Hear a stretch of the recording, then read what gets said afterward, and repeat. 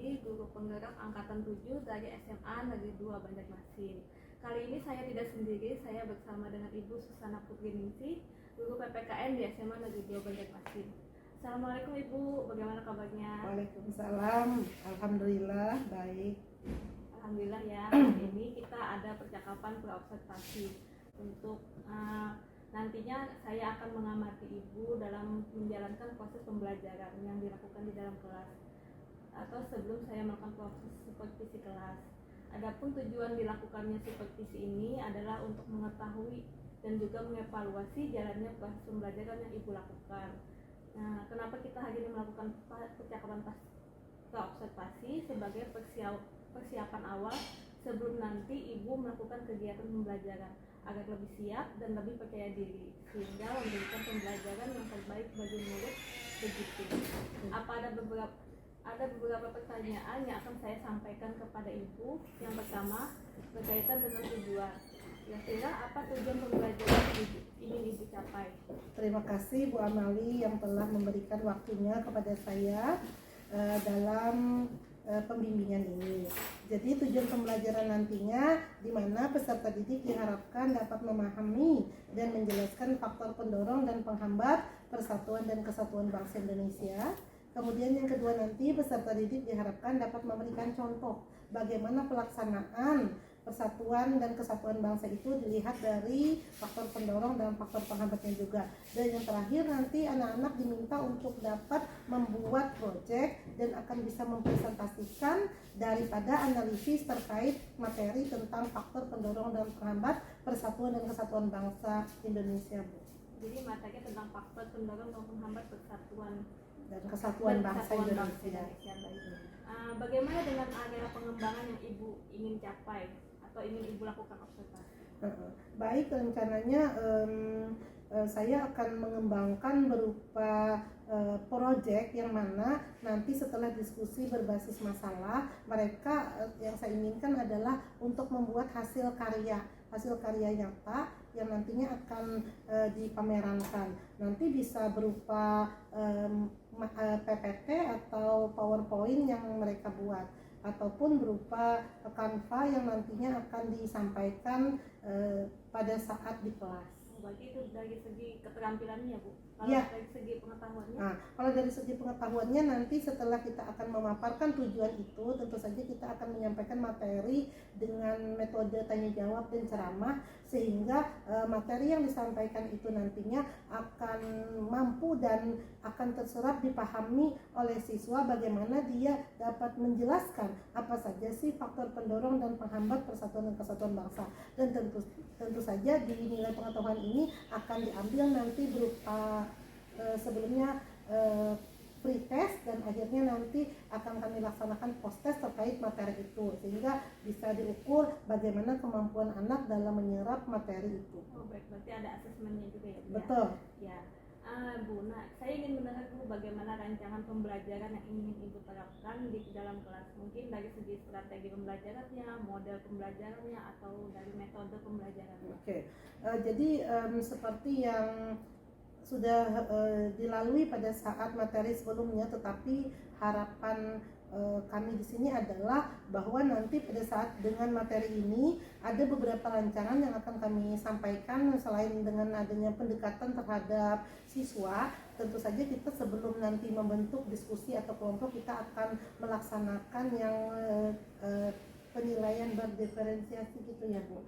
Jadi kita melihat sesuai dengan kemampuan anak sehingga pada saat nanti pembentukan kelompok tidak dominan kelompok A, tidak dominan kelompok B atau tidak dominan kelompok C, namun dengan tujuan kita mengetahui kebutuhan anak itu, maka mungkin nantinya tugas-tugas atau diskusi-diskusi itu akan dapat tercapai dengan baik. Karena di dalam tim itu akan terdiri dari mereka yang suka berbicara, mereka yang suka memberikan konsep, mereka yang suka memberikan ide-ide terkait dengan model atau hasil yang diharapkan nanti. Kemudian ada juga model pembelajaran yang akan kami pakai di sini adalah model project based learning, yang mana nantinya seperti yang saya katakan sebelumnya bahwa nanti mereka akan mempunyai project dari hasil materi tentang faktor dan pendorong penghambat kesehatan ini. Dan nanti ada juga metode pembelajarannya setelah pada saat disampaikan tujuan, maka kita akan melaksanakan tanya jawab,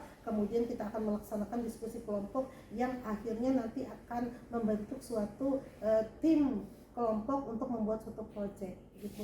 Jadi gue menggunakan strategi pembelajaran diferensiasi dengan model PJDR, project based learning, dengan metodenya tanya jawab, diskusi, dan nanti akhirnya project. Betul. Bagaimana dengan media pembelajaran yang akan Ibu gunakan di kelas? Media pembelajaran yang akan digunakan tentu saja kami akan menggunakan PowerPoint yang nantinya bisa kita sampaikan apakah berupa infografis atau Canva. Kemudian tentu saja dengan menggunakan alatnya berupa laptop dan LCD, dan media atau bahannya juga tentu saja kita tidak lepas dari buku paket Kemendikbud, kemudian buku penunjang lainnya. Kemudian tentu saja kita akan lebih menambah wawasan dengan situs internet, dan selain itu ada beberapa panduan terkait lembar kerja peserta.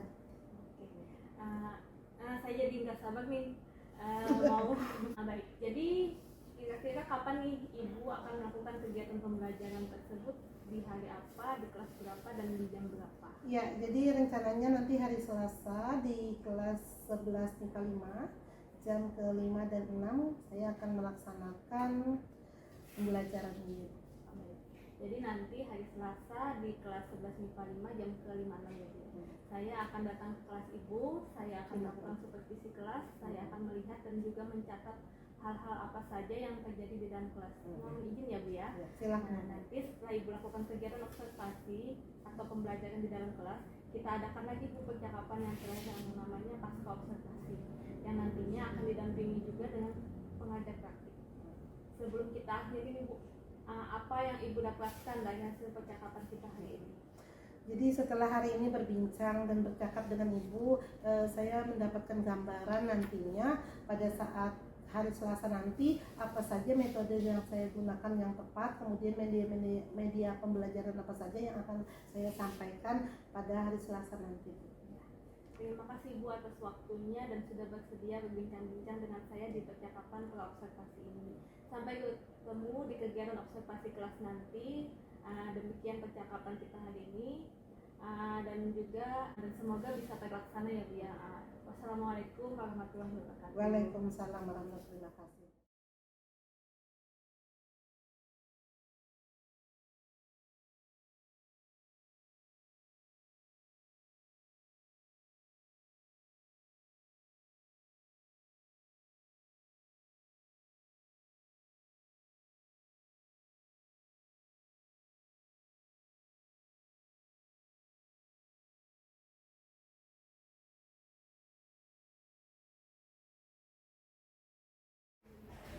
Assalamualaikum warahmatullahi wabarakatuh. Waalaikumsalam. Kesempatan kali ini saya akan melaksanakan percakapan pasca observasi bersama Ibu Susana Putri, Guru PPKN SMA Banjarmasin, didampingi dengan pengajar praktik Pak Mundiharto. Pada kesempatan ini, bagaimana keadaan Ibu? Alhamdulillah sehat. Apa ganggu nih Bu? Enggak. Dalam proses pembelajaran tadi baru juga sehat, sehingga ada beberapa waktu yang sebelum masuk kelas kita bisa melakukan. Saya mau minta waktu ini sebentar ya Bu, mau bincang-bincang sebentar setelah kita melaksanakan observasi kemarin. Di sini saya mau nanya sharing tentang pembelajaran kemarin. Gimana perasaan Ibu setelah melaksanakan pembelajaran kemarin? Ya, pembelajaran kemarin berada di kelas 11 MIPA 5, yang mana sebelumnya sudah diarahkan oleh Ibu ada beberapa hal terkait dengan media atau model pembelajaran.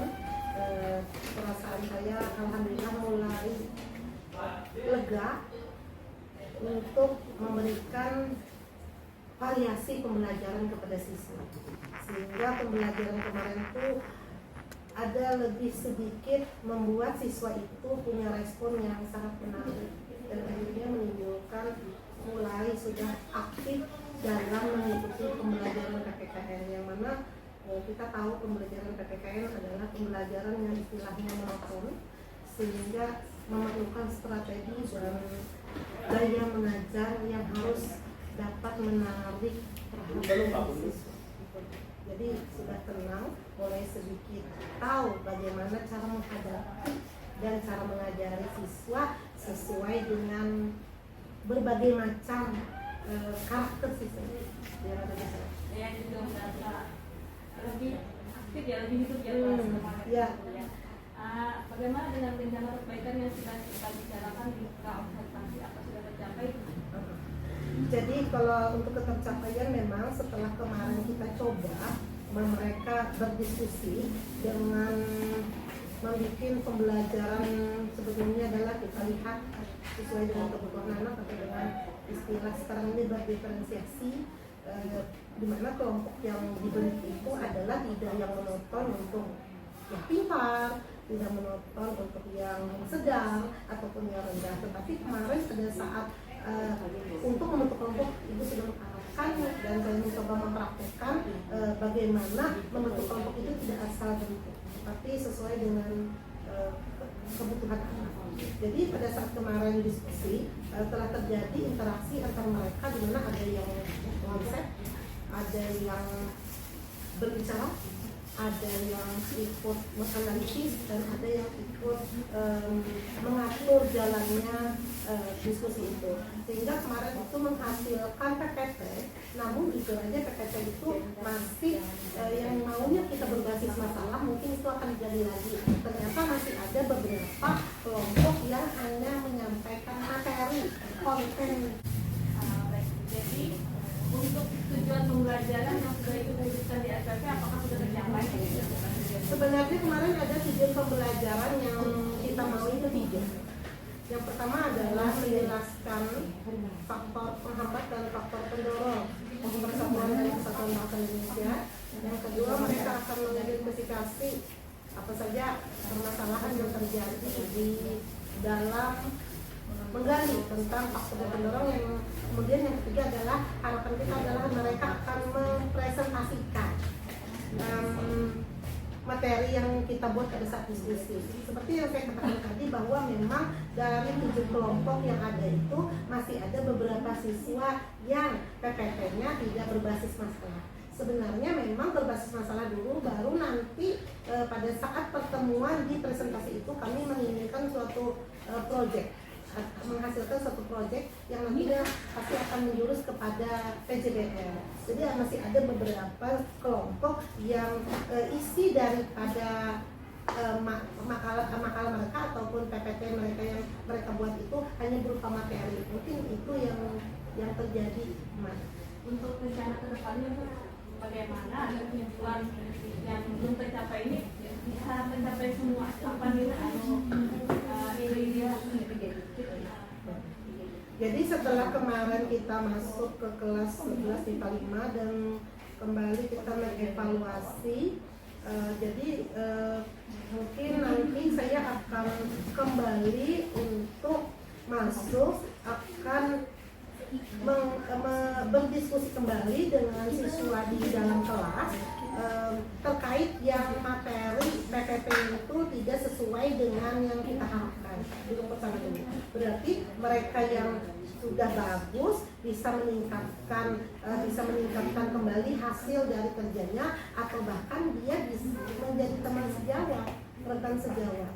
Jadi nanti sebelum masuk ke kelas, sebelum diskusi, dari itu akan saya arahkan bahwa ini ada beberapa kelompok yang tidak sesuai dengan yang diharapkan. Jadi mereka yang sudah kelompok itu bagus bisa memberikan masukan-masukan, dan saya mungkin sebagai penguat fasilitator. Nah, tetapi pasti ada nanti yang selalu bertanya dan selalu bertanya. Mudah-mudahan setelah dijelaskan nanti dari hasil diskusi mereka bisa menghasilkan seperti tujuan diharapkan. Mereka akan mengetahui bagaimana sih faktor penghambat dan faktor pendorong untuk menciptakan persatuan dan kesatuan bangsa dari berbagai segi. Tentunya materi akan saya tambah mungkin. Bagi mereka yang sudah beres, maksudnya sudah bagus nih ininya PPT-nya, mungkin akan kita tambah lagi untuk menganalisis ke arah yang lebih krusial. Tetapi nanti mereka yang satu kelompok ini yang masih belum, mungkin kita menyesuaikan dengan kebutuhan mereka sesuai dengan apa sih maunya, mungkin itu diskusi rencana gitu.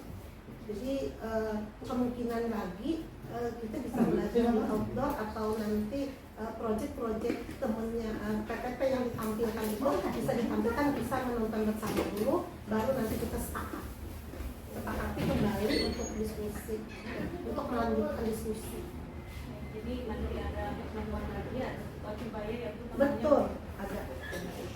Rencananya Ibu, kapan Ibu memulai, kemudian targetnya berapa lama untuk perbaikan ini?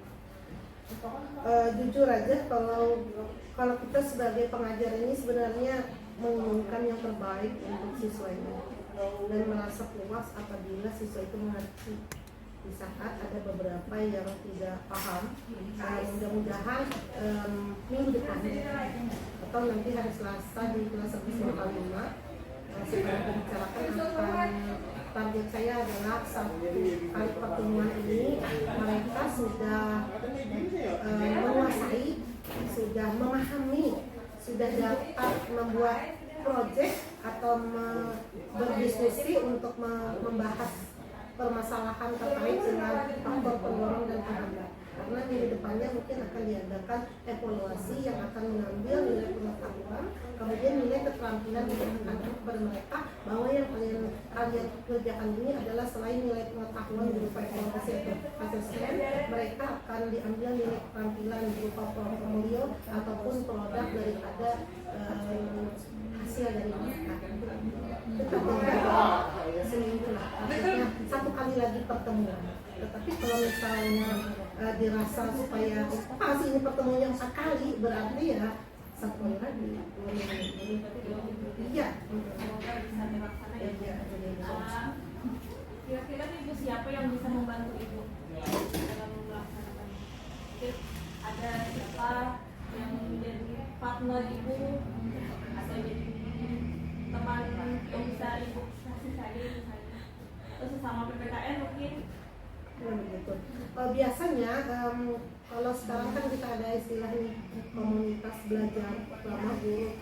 Jadi setelah kemarin sebagai sekolah piloting sosialisasi komunitas belajar, ada sedikit pencerahan yang didapat, di mana mungkin yang biasanya kita minta bantuan kepada mata pelajaran, semata pelajaran ataupun seumpul itu apa istilahnya tidak teragenda, tapi dengan adanya kita sebagai sekolah piloting di komunitas belajar ramah guru ini dengan agenda yang kita pakai, misalnya ulun PPKN itu hari Senin, mungkin bisa di situ duduk bersama, nanti mereka akan memberikan masukan khususnya pengajar di kelas guru yang sedang melaksanakan kurikulum merdeka, sehingga Ibu Ahimah dan Ibu Nurul bisa mungkin membantu nanti memberikan masukan bagaimana pembelajaran di kelas 11 ini dapat tercapai dengan berbagai model atau metode atau strategi ke arah yang lebih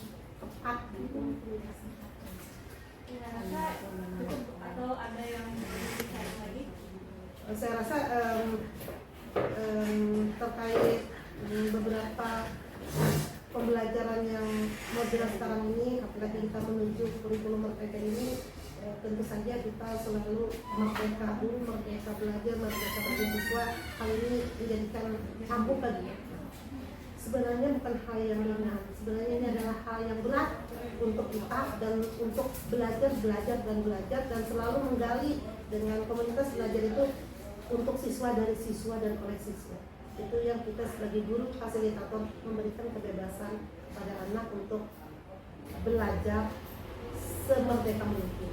Dari percakapan kita ini dapat saya tangkap, Ibu sudah melaksanakan pembelajaran diferensiasi, kemudian ada beberapa tujuan yang masih belum tercapai, tapi nanti ada perbaikan dengan situasi sebaya, nanti anak-anak dipanggil, kemudian bisa mengajari temannya, kemudian nanti ibu juga menggunakan komunitas belajar yang ada di sekolah kita agar bisa lebih baik lagi nanti ke depannya.